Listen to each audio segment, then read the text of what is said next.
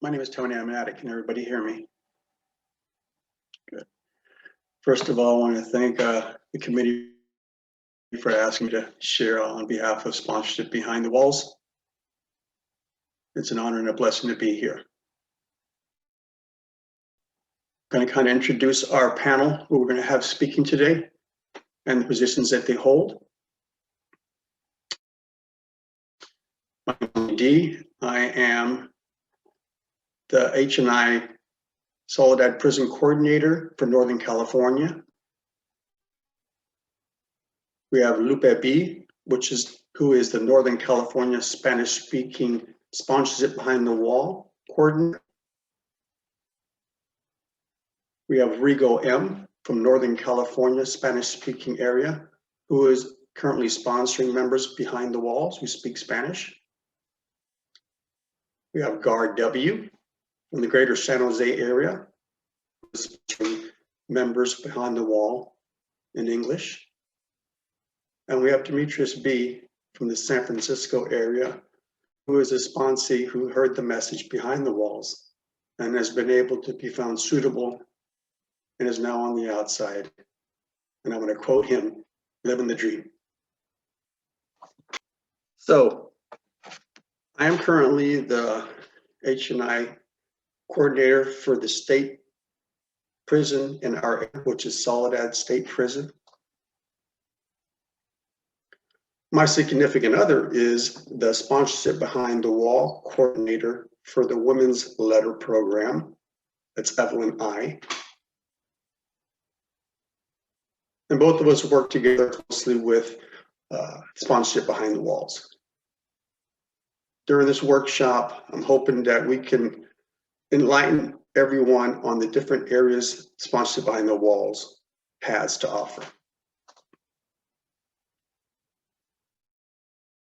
Actually goes into an institution and brings in the flyer with the P.O. Box address and hands it to the inmate, or I don't like to call them inmates, I call them members, because that's what they are, they're members. To the coordinator who coordinates the sponsor and the sponsee from the sponsor's view of how this process helps both him and his sponsee. And then, of course, the most important is the sponsee, who is behind the walls seeking a way of life. So these are the P.O. boxes that we have, the addresses that we have for Northern California. I want to advise in advance when this PowerPoint was made, the Spanish-speaking P.O. box was not on this. It's very important that we use the P.O. box for anonymity purposes. This way, the sponsor's direct address is not exposed.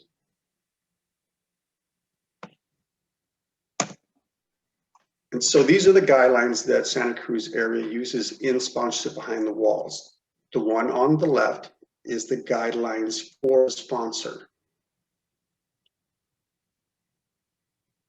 In these guidelines, it has the kind of the do's and don'ts of what we do during this service commitment. On the right is a letter, it's a welcome letter that we send the sponsee when they first contact us.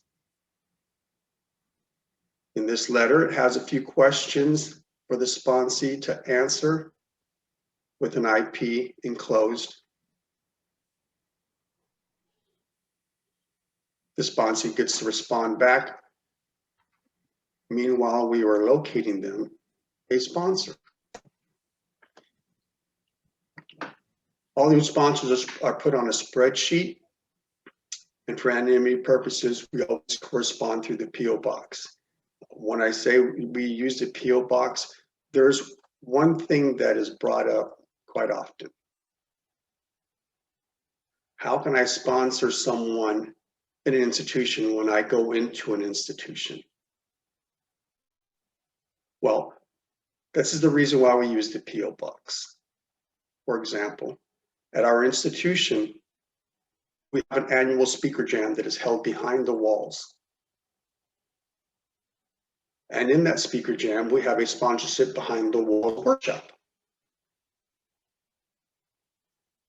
Well, a lot of the members that attend the speaker jam as volunteers currently sponsoring men or women behind the walls.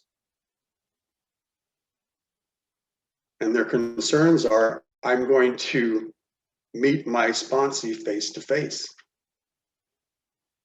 Is this appropriate? And I asked them, do you use the P.O. box?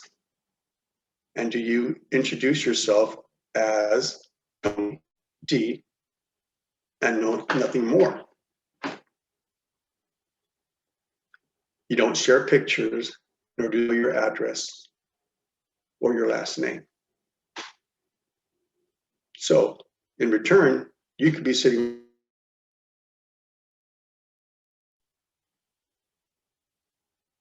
Thus, that's the reason why we use the P.O. box and we use just our first names.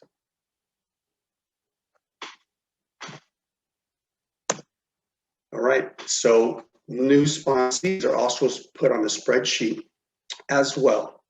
Organization is the key. You know, my significant other is very deep about organizing everything. She's very fastidious in making sure that everyone gets the information that they need, and also that every member that is being responded to is being responded to promptly. The packet that we send the sponsee when they first write us, they'll receive the letter, welcome letter, and then they'll receive an IP,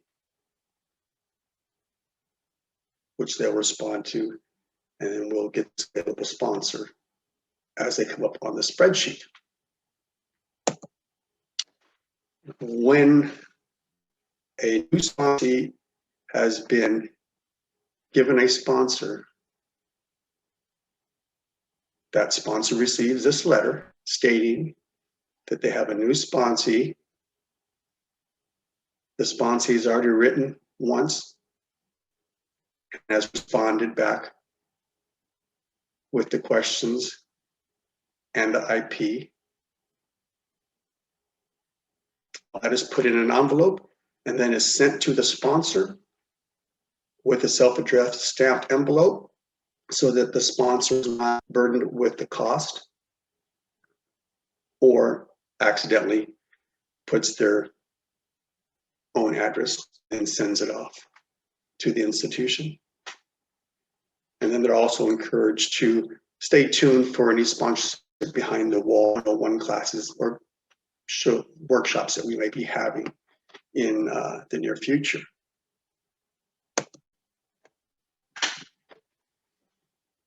These are pretty much the same what I just reiterated about the sponsors.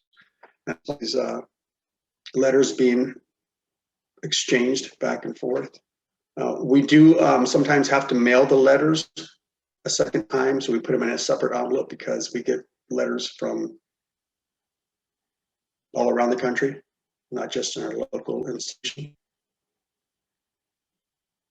Some can be handed off at an H&I subcommittee meeting.